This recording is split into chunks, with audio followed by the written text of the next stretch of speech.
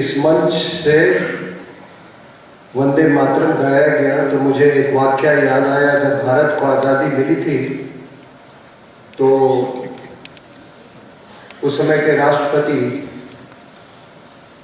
राजेंद्र प्रसाद जी ने टेलीग्राम भेजा पंडित ओंकारनाथ ठाकुर को और कहा कि हम संसद के सभा कक्ष में चाहते हैं कि आज़ादी के इस मौके पे आप वंदे मातरम गाएं। तो उन्होंने कहा कि मैं एक ही शर्त पे गाऊंगा, और उस समय मद्रास में थे जो अभी चेन्नई है, मैं एक ही शर्त में गाऊंगा जबकि मुझे पूरे गान गाने की इजाजत मिलेगी। और आपको मालूम है कि उसके बाद राजनीतिक कारणों के कारण कुछ जो पैराग्राफ्स थे उसको कम कर दिए गए थे। तो ऐसे चरित्र के लोग होते थे।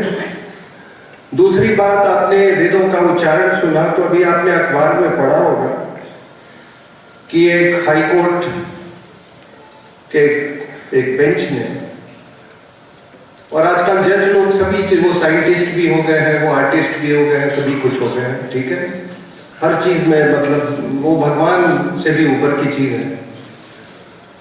तो उन्होंने कहा कि कोई जरूरी नहीं है कि संस्कृत में पूजा की जाए, पूजा प्रार्थना तो किसी भी भाषा में की जा सकती है, तो फिर संस्कृत का इतना वर्चस्व क्यों? तो जज साहब को मैं ये विनती करता हूं और विनती से उनकी बड़े विनय के साथ उनको ये संदेश भेजना चाहता हूं कि पूजा या प्रार्थना तो किसी भी भाषा में हो सकती है, लेकिन यज्ञ केवल संस्कृत में हो सकता है। क्योंकि जज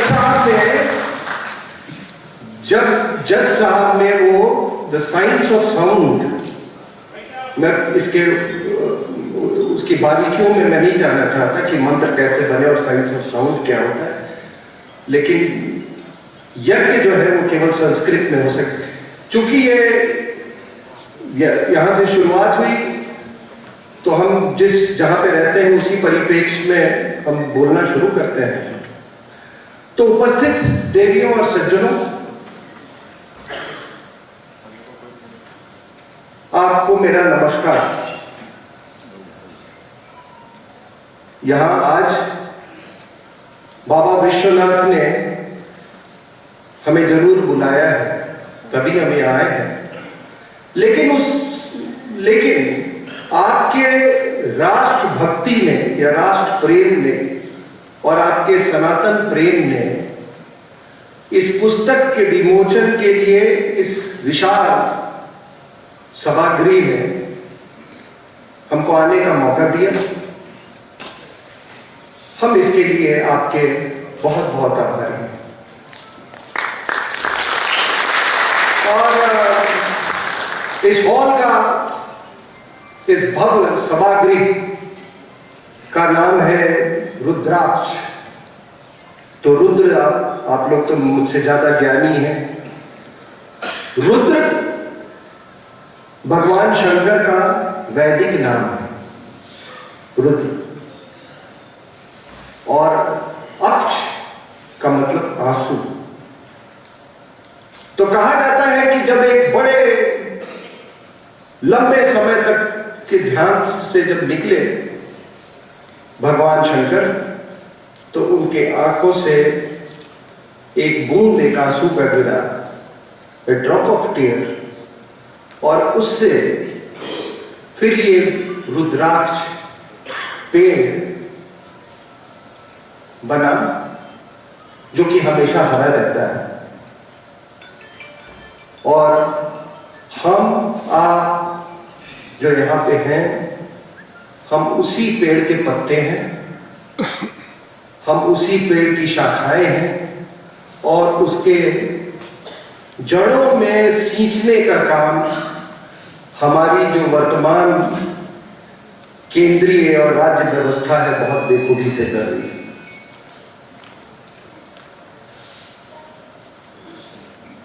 मैं ये भी ठीक समझता हूं कि आपको बता दूं कि यहां से बहुत दूर नहीं, जिस होटल में हम लोग रह रहे हैं, वहां पर एक चर्च है। और ये चर्च 19वीं सदी की शुरुआत की बनी हुई है। ये चर्च ऑफ इंग्लैंड के द्वारा ये संचालित थी। ये चर्च एक इतिहास का वो मोड़ था, वो 19वीं सदी का शुरुआती मोड़, जब ये जगह जगह पे चर्च बनाए गए। यहाँ पर एक ये सिगरा में चर्च बना, एक गोदोलिया में बना, एक कैंट में बना, ऐसे 3-4 चर्च बने। और उस समय यहाँ की जो मिशनरी जो थी, उसमें एक का नाम था जेम्स कैनेडी, दूसरे का नाम था सम शेरिंग करके, एम.ए. शेरिंग करके था, विलियम बायर। ये 3-4 मिशनरी थे। इन्होंने बिल्कुल युद्ध स्तर पे एक युद्ध छेड़ रखा था हिंदू धर्म के खिलाफ, और एक बौद्धिक युद्ध छेड़ रखा था। और उनका कहना था कि अगर हम बनारस पर फतेह पा लेते हैं तो हम पूरे हिंदू धर्म पे फतेह पा लेंगे। अगर हम हिंदू धर्म का ये जननी है, ये रूट है यहाँ पे, अगर हम रूट को ही सुखा देंगे तो हिंदू धर्म सूख जाएगा। लेकिन ऐसा हुआ नहीं। आज ऐसा हुआ नहीं। आज पता नहीं कितने लोग इस सिगरा के चर्च में जाते हैं, लेकिन यहाँ तो रुद्राक्ष का इतना बड़ा भव्य सभागृह बना हुआ। उन्होंने कभी सोचा भी नहीं होगा कि इसी बनारस से पश्चिमी देशों में योग जाएगा, यहाँ से संगीत जाएगी, यहाँ से अध्यात्म जाएगा, यहाँ से मेडिटेशन कर लोग सीखेंगे।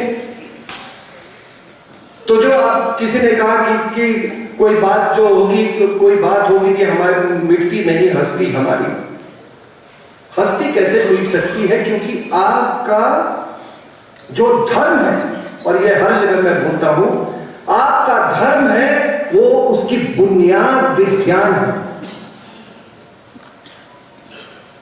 ये मजहब नहीं, ये कोई किताब, एक लिखी हुई किताब नहीं है कि एक कोई पैगंबर आ गया, किसी ने आ गया और कहा कि भाई यहाँ पर ये बस जो मेरे से शुरू हुई थी और उसके बाद अब दूसरा कोई नहीं पैदा होगा। हमारे यहाँ हम सब इवॉल्व करते हैं, और इसीलिए ये सनातन धर्म को सनातन इटर्नल कहा गया है। तो देवियों सज्जनों, ये हिंदी रूपांतर क्यों इस किताब की? तो मैं 10-15 साल से इंडियन डिफेंस रिव्यू जर्नल और उसके साइट पे और कई और पब्लिकेशंस में लिख रहा था, तो ये जितने ये मौवाद और जिहाद की जो बारीकियां हैं, उसकी जो शाखाएं हैं, मैं बड़ा सचेत था उनके प्रति। और जब भी कुछ ऐसी घटना होती थी तो उसका मैं विश्लेषण लिखता था। तो 10-15 साल में काफी कुछ इकट्ठा हो चुका था, तो एक उसकी धारा सी बन रही थी। तो हमने इन सब को इकट्ठा करके हमने सोचा कि इसकी एक किताब बनाई जाए। और हमारे लांसर के यहाँ पे जितेंद्र कालरा साहब हैं, ये आर्टिकल्स तो मैंने लिखे थे लेकिन ये उन्हीं का आइडिया था, तो अंग्रेजी में किताब छप गई। उसके बाद बहुत पुरजोर मांग आने लगी कि भाई इसको हिंदी में, इसका हिंदी रूपांतर हो। तो रात दिन बैठ के उन्होंने रूपांतर उसका लिखा, और हमने इस अंग्रेजी जो इसका वर्जन है उससे कहीं ज्यादा ये हमने 3-4 और नई चीजें लिखी हैं, जिसमें बायोलॉजिकल वॉरफेयर भी शामिल है, लक्षद्वीप के बारे में भी इसमें लिखा गया है। अब आप कहेंगे कि बनारस क्यों? इसके अलावा कि बाबा विश्वनाथ ने हमको बुलाया है, इसके अलावा एक और कारण है। ये लोग ना भूले कि आज से 150 साल पहले वही धरती है जहां पे भारतेंदु हरिश्चंद्र ने वर्नाकुलर नेशनलिज्म का उन्होंने बिगुल फूंका था।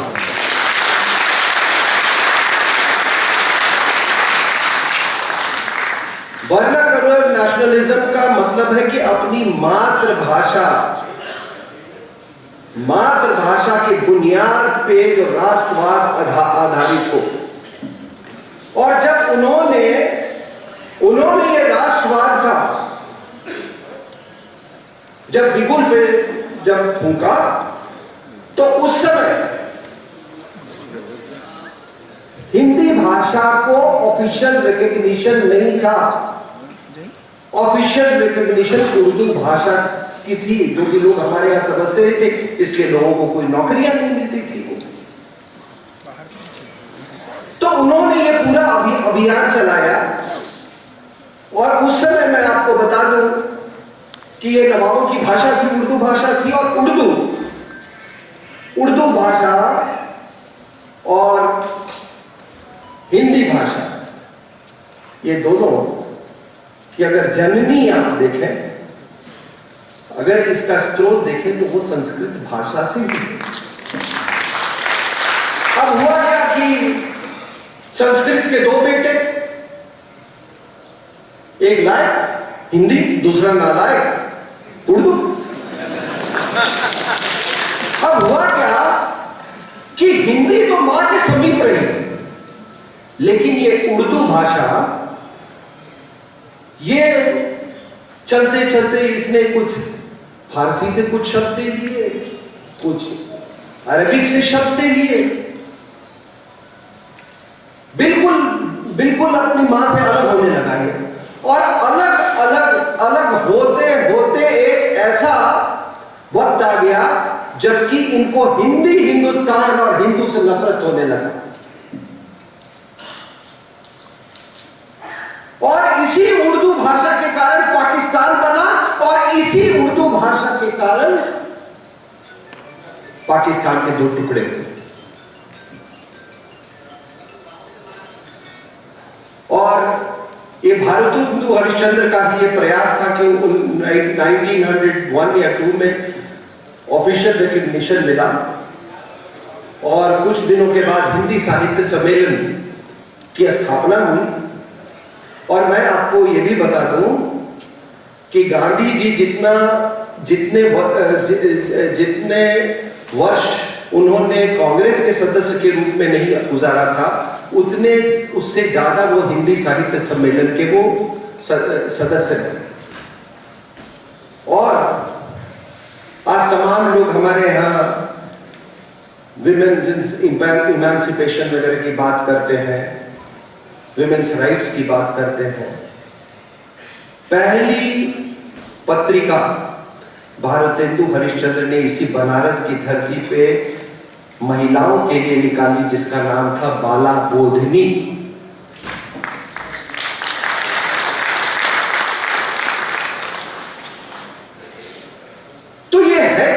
देवियों और सज्जनों की एक जिसको हम कहें कि ये सब क्यों हुआ। ये तमाम लोग ह्यूमन राइट्स की बात करते हैं। ह्यूमन राइट्स की जब आप बात करते हैं तो आप फिजिकल वायलेंस की बात करते हैं ज्यादातर से, यानी कि शारीरिक हिंसा कि शारीरिक रूप से आपको भी प्रताड़ित करे तो उसी को माना जाता है। पश्चिमी देश उसी को मानते हैं ह्यूमन राइट्स वायलेशन। लेकिन जहां सांस्कृतिक रूप से जो उत्पीड़न हो, जहां के मूल निवासियों का नरसंहार हो, उससे बड़ा जेनोसाइड नरसंहार कोई नहीं हो सकता है। आप किसी आदमी की भाषा ले ले, उसकी आस्था ले ले, उसकी जो पूरी परंपरा ले ले, उससे उसका पूर्वज छीन ले, इससे बड़ा जेनोसाइड दुनिया में कोई नहीं हो सकता है। और आज जितने ये आपके मिशनरीज यहां पे घूम रहे हैं, they are all engaged in cultural genocide. ये कल्चरल जेनोसाइड है ये। और देवियों और सज्जनों, आपने कभी ये सोचा है कि ये जो हमारे काशी विश्वनाथ का मंदिर है, बाबा विश्वनाथ का मंदिर है, कितनी बार तोड़ा गया? आप सबको मालूम है, इतिहास मालूम है।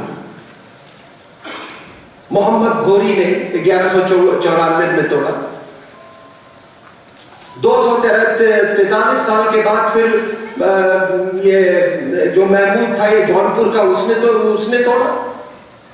फिर टोडरमल ने इसको बनवाया, तो कुछ ही साल के बाद फिर शाहजहां ने अपनी सेना भेज दी इसको तोड़ने के लिए, और फिर औरंगजेब ने भेजा। अब आप बताइए कि हमारे मिसाइल का नाम है अग्नि। अग्नि एक वैदिक गॉड है, और घोरी एक लुटेरा, एक बलात्कारी। तो ये क्लैश ऑफ सिविलाइजेशंस है या नहीं? ये संस्कृतियों का युद्ध है या नहीं?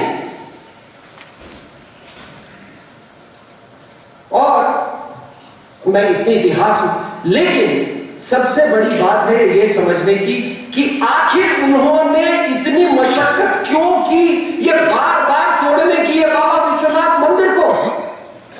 इसका कारण दहशतगर्दी, टेररिज्म। आपके जो चीज बहुत अजीज हो, जो आपके दिल के बहुत करीब हो,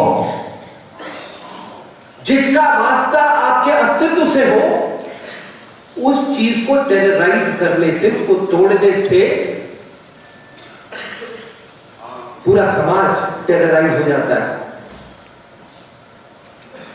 तो इसीलिए ये जितने इन्वेडर्स आए, from Ghori to Babur to Aurangzeb, they were all terrorist.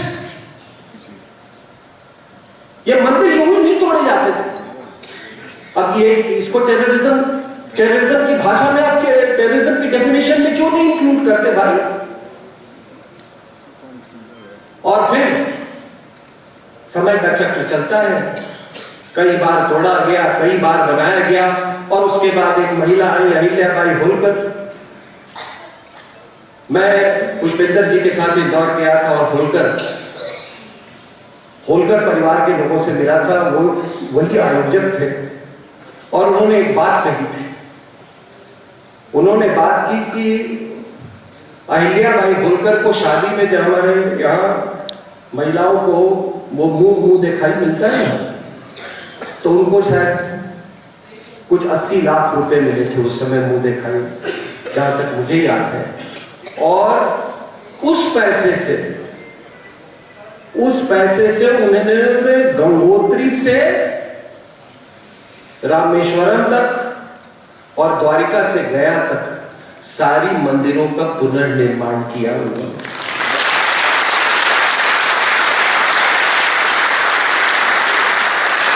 जहां पर ये आरती होती है आपके यहाँ दशाश्वमेध घाट और मणिकर्णिका घाट, वहां का भी उन्होंने पुनर्निर्माण किया था। तो अगर आप आधुनिक वाराणसी को जब जिस स्वरूप में देखते हैं, इसमें मराठास का बहुत बड़ा योगदान रहा है। और ब्रीफ असाइड आपको बता दूं कि जो है आपका पहला gold medalist track and field में नीरज चोपड़ा है, वो भी एक मराठा ही है। शायद बहुत कम लोगों को मालूम है कि 1761 में जब ये बैटल ऑफ पानीपत हुआ था, तो उस समय बैटल ऑफ पानीपत हुआ था, तो कई मराठा लोग वहीं पे उन्होंने वो छुप गए थे। उसके बाद उन्होंने वहीं पर वो बस गए। तो कोई ऐसे एक बहुत बड़ी पॉपुलेशन है पानीपत, कुरुक्षेत्र, करनाल के इलाके में, जहां पे मराठा लोग रहते हैं। एक्चुअली उसका नाम है Neeraj Chopra. He is a Marathi. मैं यूं ही कह दिया, जब इसको कोई इंसिडेंट्स कहिए या जो भी कहिए, लेकिन मैंने सोचा कि मैं ये बात बता दूंगा। तो देवियों और सज्जनों, ये देखिए, ये जो हमने जिहाद का जो दौर देखा, आपने देखा अफगानिस्तान में जो पाकिस्तान द्वारा संचालित जो कब्जा किया गया है, इसमें नई बात क्या है। आज लोग कह रहे हैं कि पाकिस्तान एक एपिसेंटर है।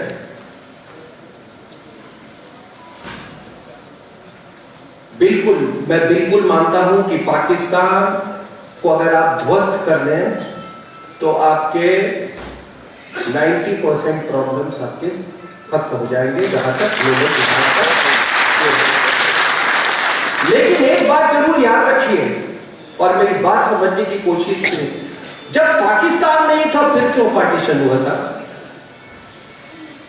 जब पाकिस्तान नहीं था तब ये खिलाफत मूवमेंट क्यों हुआ? जब पाकिस्तान नहीं था तब शाह वलीउल्लाह ने क्यों अहमद शाह अब्दाली को यहां बुलाया? जब पाकिस्तान नहीं था तब डायरेक्ट एक्शन डे क्यों हुआ? इस पर भी गौर करना चाहिए। तो बीमारी बहुत गहरी है। बीमारी बहुत गहरी है, उसके गहराई में हम जाए।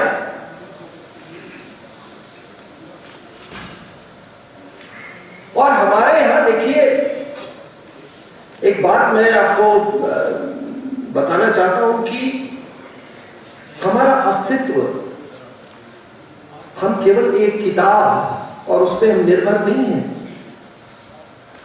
हमारे यहां अस्तित्व, क्रिएशन एंड डिस्ट्रक्शन, ये हमारे दर्शन में है। कहते हैं कि भगवान शंकर, ब्रह्मा जो है वो क्रिएटर है, विष्णु जो है वो पालक है, और शंकर जो है प्रलयंकर है। लेकिन he is not a destroyer. वो विध्वंसक नहीं, वो डिस्ट्रक्शन करते हैं क्रिएशन के लिए। आप समझ रहे मेरी बात? बिना डिस्ट्रक्शन के नवनिर्माण नहीं हो सकता है। ट्रांसफॉर्मेशन के लिए डिस्ट्रक्शन चाहिए। और इसीलिए अभी जो ये जिस दौर से हम गुजर रहे हैं, ये दौर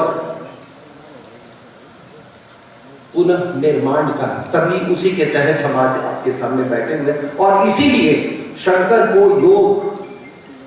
योग का, साधना का, अध्यात्म का, ज्ञान का प्रतीक समझा जाता है।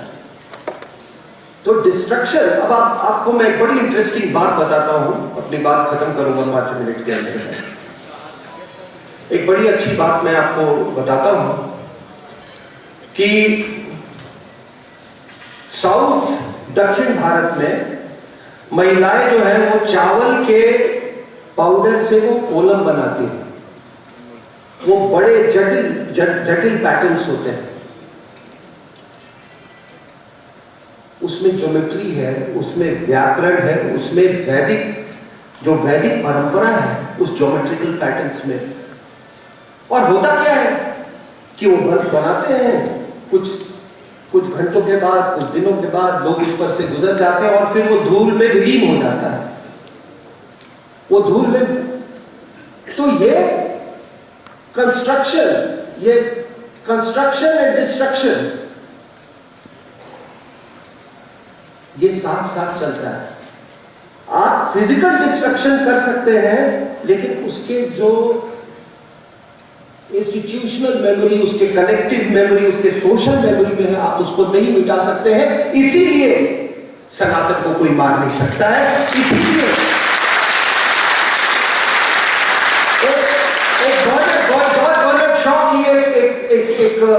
जॉर्ज बर्नार्ड शॉ की एक कोई प्ले है, जॉन पूछता है कि इंग्लिश में कि should in every age Jesus be born to redeem the people. क्या हर युग में एक जीसस की जरूरत होगी जो कि लोगों को का उद्धार करेगा? हमारे यहां ऐसे लोगों की कोई जरूरत नहीं है, क्योंकि हम लोग सब वैज्ञानिक लोग हैं।